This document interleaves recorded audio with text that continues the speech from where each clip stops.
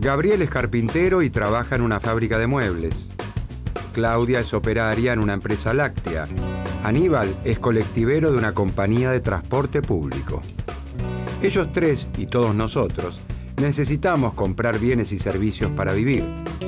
La silla y la mesa, la leche, el queso y la manteca, la aguja y el hilo, un viaje en colectivo, una consulta al médico. Para adquirir esos bienes, Gabriel, Claudia, Aníbal y todos los integrantes del cuerpo social trabajan. Como trabajadores, se encargarán de producir los mismos bienes y servicios que después compran. Claudia consume los lácteos que muchas veces embala. Aníbal toma un colectivo de la misma compañía para ir y volver a su casa. Gabriel engalanó su comedor diario con un juego de mesas y sillas de la fábrica que lo emplea.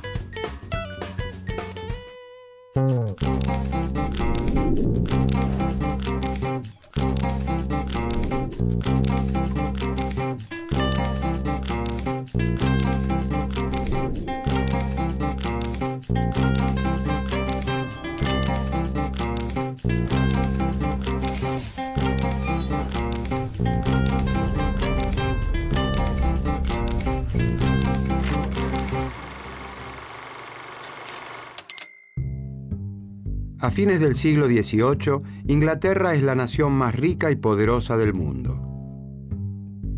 La revolución industrial, que comienza por aquel entonces, encuentra allí su epicentro. La industria inglesa avanza a pasos agigantados. En Francia, las actividades industriales muestran un desarrollo industrial más lento y acotado. En el campo germinan las primeras innovaciones técnicas.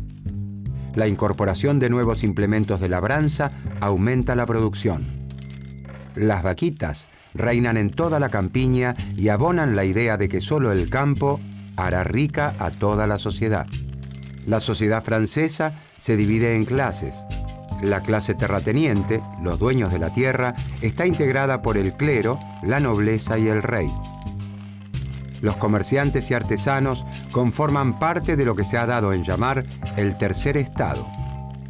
Los artesanos se organizan en gremios.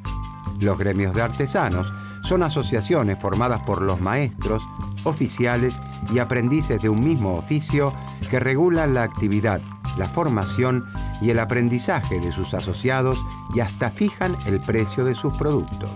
Finalmente, los agricultores trabajan una tierra que no les pertenece y por eso deben pagar la renta a los terratenientes.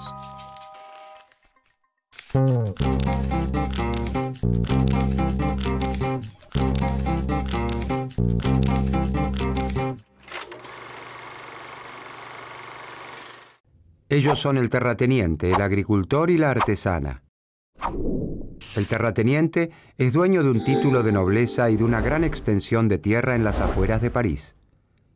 El título y las tierras las heredó de sus mayores.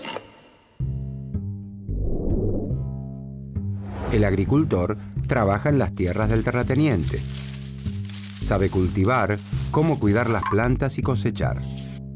No heredó ni un metro cuadrado de tierra y por título, solo el de agricultor. Después de la cosecha, debe los impuestos al rey, el diezmo al papa y la renta al terrateniente. La artesana pertenece al gremio de los panaderos. Con la harina del trigo que el agricultor cosecha en el campo del terrateniente, ella moldea sus artesanías comestibles que tienen la forma y el sabor de una baguette o una croissant. En este contexto histórico y social surge en Francia una escuela de pensamiento cuyo principal referente es el doctor Quesnay. ¿Quién fue François Quesnay y por qué es considerado el padre de la fisiocracia?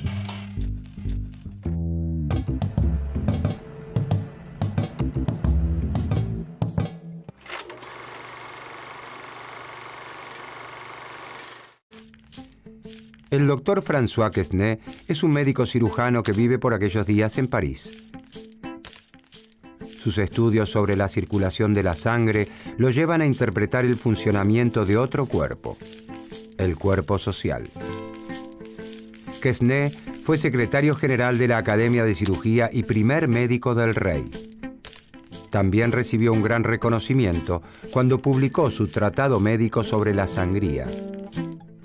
Contribuye a la enciclopedia con 2 artículos, Agricultores y cereales, aunque su obra más importante es el Tableau économique, cuadro en el sentido pictórico económico, publicado en 1758. Para Quesnay, las mismas leyes que rigen la naturaleza son las que gobiernan la economía. A través de su estudio sobre la circulación de la sangre, intenta explicar entonces las relaciones económicas entre las distintas clases del cuerpo social. Así como en el cuerpo humano, los pulmones oxigenan la sangre, los riñones la filtran y el corazón la impulsa a todo el cuerpo, en el cuerpo social, la sangre que relaciona cada una de las clases es la compra y venta de mercancías.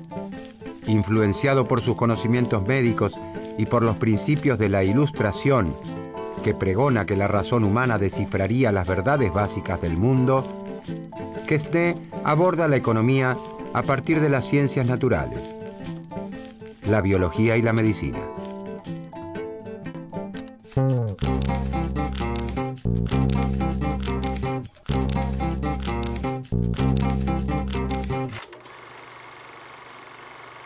François Quesnay afirma que la agricultura recibe un don de la naturaleza.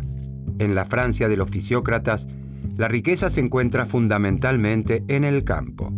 A diferencia de Inglaterra, el sector industrial francés está integrado por pequeñas empresas familiares que apenas cubren sus costos de producción. En un estado donde la revolución industrial es apenas una escaramuza, las plantas cultivadas y las vaquitas superan ampliamente a los talleres. Los fisiócratas observan que la agricultura permite vivir junto a los que trabajan la tierra a un gran terrateniente ocioso. Esto no significa que critiquen el régimen de propiedad de la tierra. La propiedad territorial se encuentra perfectamente justificada.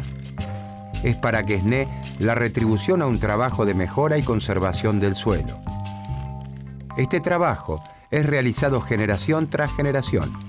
El propietario actual es el heredero de todo ese trabajo pasado. Quesnay piensa que entre todos los trabajos que realiza el hombre, solo uno crea riqueza realmente: el trabajo sobre la tierra. La riqueza, dice Quesnay, surge del campo y desde allí se distribuye hacia el resto del cuerpo social. Cuando se trabaja la tierra, se genera algo nuevo y distinto de lo que existía antes. Estas son las principales ideas de la primera escuela del pensamiento económico de la historia: la fisiocracia, o gobierno de la naturaleza. Como explica el fisiócrata Lemercier de la Rivière, ese orden esencial de las sociedades es una armonía perfecta de las instituciones sociales sin las que la felicidad y el crecimiento del género humano no podría tener lugar. Los fisiócratas creen que la sociedad debe regirse por las leyes naturales. El Estado no debe intervenir para modificarlas. Cabe entonces preguntarse: ¿qué lugar ocuparían el terrateniente, el agricultor y la artesana en el cuerpo social francés de acuerdo al diagnóstico del doctor Quesnay?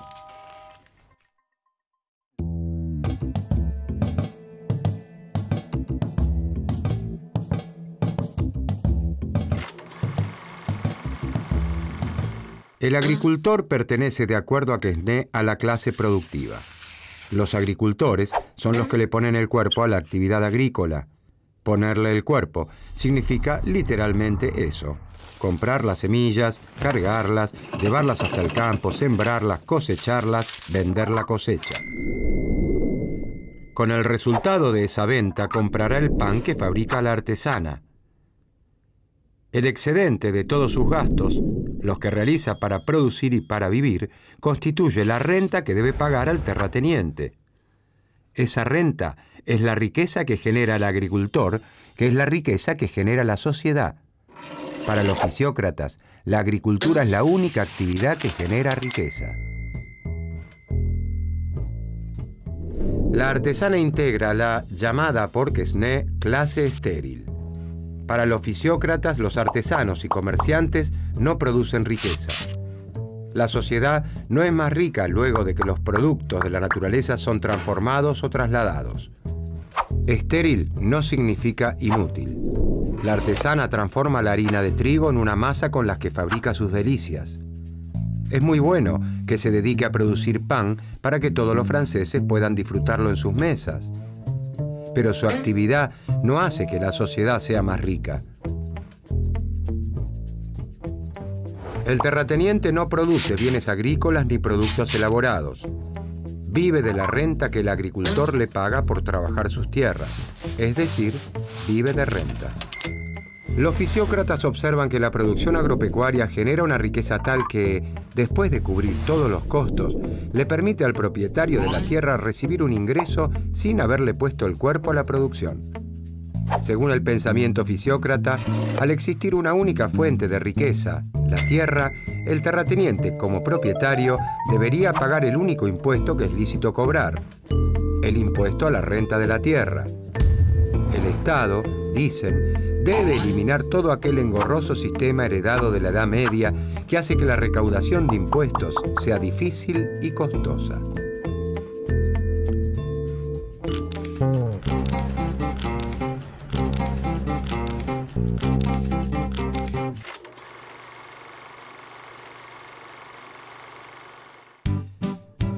Los fisiócratas propugnan incondicionalmente el liberalismo económico. Sus recomendaciones son opuestas a las de los mercantilistas. Los mercantilistas creen que es necesario intervenir en la economía para que las grandes compañías nacionales obtengan abultadas ganancias del comercio exterior. Para los fisiócratas, el Estado no debe intervenir para modificar las leyes que rigen la naturaleza. El orden natural es todo lo que beneficia a la agricultura. Por eso, sostienen que debe despojarse al campo francés de todas las trabas y regulaciones del Estado. De esta manera, se aumentaría la producción agraria y crecería la riqueza. Proponen la perfecta libertad para que la actividad agropecuaria se incremente lo máximo posible. Rechazan el proteccionismo y exigen que se libere el comercio para que el campo pueda colocar sus productos en el extranjero. ¿De dónde salían todas estas ideas? ¿Quiénes eran los fisiócratas? ¿Qué personalidades llegaron a ser sus mayores referentes? ¿Dónde se reunían?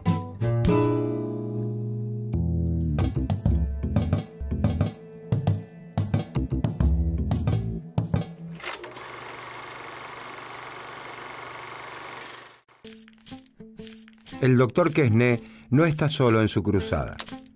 Con el correr del tiempo, suman decenas los seguidores que se reúnen para escucharlo e intercambiar ideas en el Club del Entresuelo. El pensamiento de Quesnay es bien recibido por las clases acomodadas de su tiempo. El cuadro económico conoce inmediatamente un gran éxito ante el rey, la corte y los discípulos de Quesnay. Los discípulos de Quesnay siguen las enseñanzas del maestro con gran fidelidad. Tal es así que la sociedad francesa lo llama la secta de los economistas. Uno de los principales discípulos de Quesnay es Henri-Robert Jacques Turgot, quien tiene una mayor influencia política que su maestro. Esto se debe a que aprovecha su paso por el poder como intendente y ministro de Marina e inspector de finanzas en tiempo de Luis XV para implementar algunas de las ideas propuestas por los fisiócratas, como la abolición de los gremios de artesanos que datan de la Edad Media. Turgot es también el autor de una frase que se convertiría en el estandarte del liberalismo económico: laissez-faire, laissez-passer. Dejar hacer, dejar pasar. Dejar hacer libremente sin proteccionismo, dejar pasar los productos, dejar comerciar.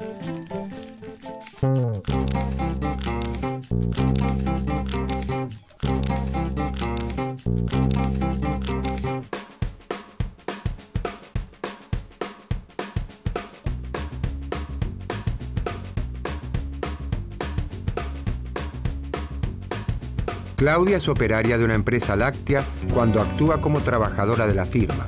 pero es una de sus más fieles consumidoras cuando compra la leche, el queso o la manteca de la firma en el supermercado de su barrio.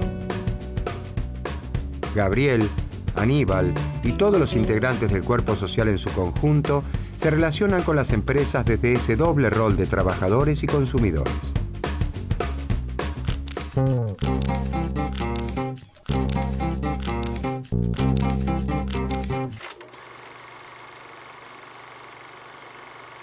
Uno de los principales aportes de los fisiócratas al pensamiento económico es el considerar a la economía como un todo, como un sistema.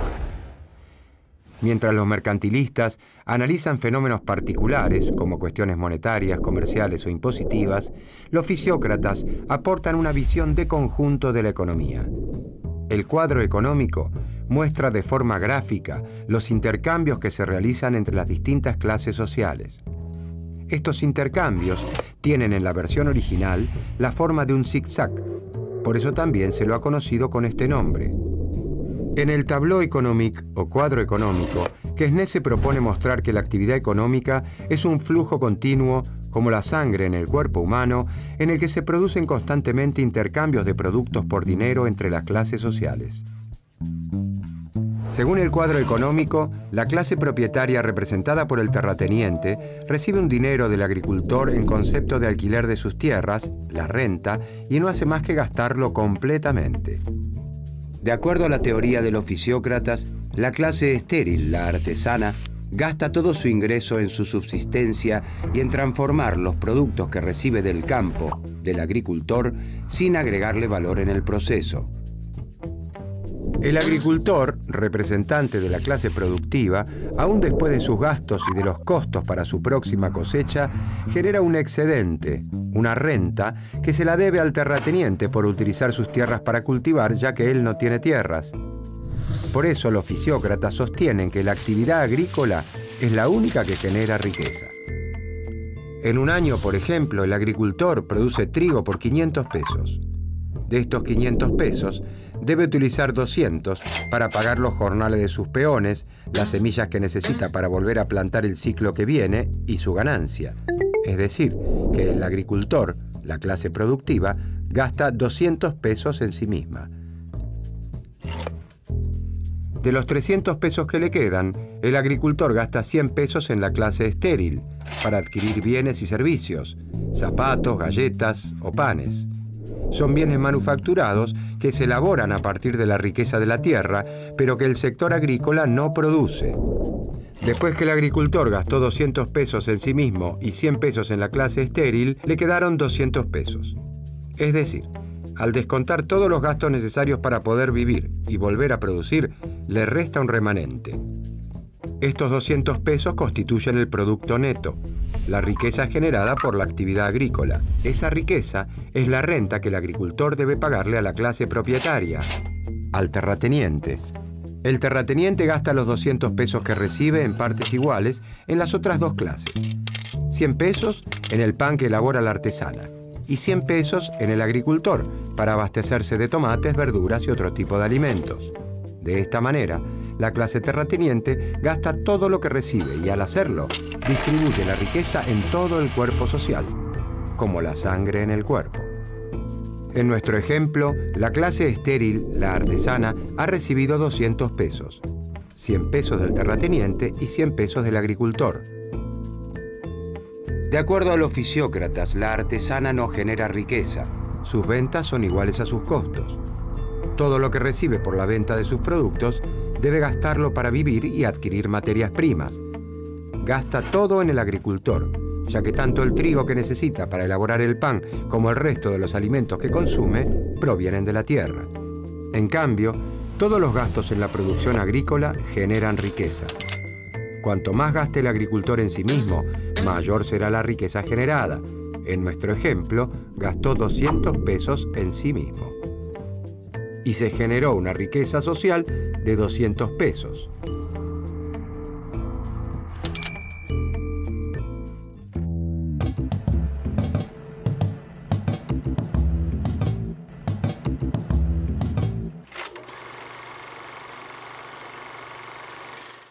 Los fisiócratas son los primeros en analizar a la economía como un todo, como un sistema. Conforman la primera escuela de pensamiento económico digna de ese nombre, porque tienen un pensamiento coherente y homogéneo, un maestro, Quesnay, seguido por fieles discípulos, un enfoque científico y una actuación como grupo organizado.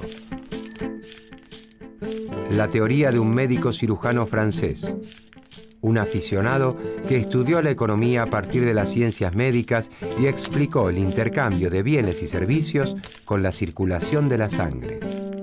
La sangre, ese tejido fluido tan vital como la economía que puede mover el cuerpo humano y el cuerpo social. Sus ideas podrían entonces resumirse. La etimología de la palabra fisiocracia significa el gobierno del orden natural o gobierno de la naturaleza. La naturaleza le regala un don a la agricultura. La agricultura es la única actividad que produce riqueza. La riqueza surge del campo y de allí se distribuye a toda la sociedad. El impuesto sobre la tierra es el único que debería cobrar el Estado, ya que es de allí de donde proviene la riqueza. El Estado no debe intervenir sobre unas leyes que rigen la naturaleza. Laissez-faire, laissez-passer. La influencia de la escuela fisiócrata alcanza su punto culmine en la década de 1760. Para entonces, el número de discípulos de Quesnay se ha multiplicado. Con el correr de las décadas, el desarrollo de la industria en Francia cobra un gran impulso y comienza a tornarse una verdadera revolución. A los fisiócratas les resulta cada vez más difícil afirmar que las actividades industriales no generan riqueza. El desarrollo de las manufacturas y el fuerte crecimiento en la producción que se genera por la división del trabajo muestran que los mayores incrementos en la productividad se dan en realidad en las actividades industriales y que la riqueza está conformada por todo tipo de bienes. Quesnay y sus discípulos dejan una estela que nunca se extinguirá en el universo del pensamiento económico.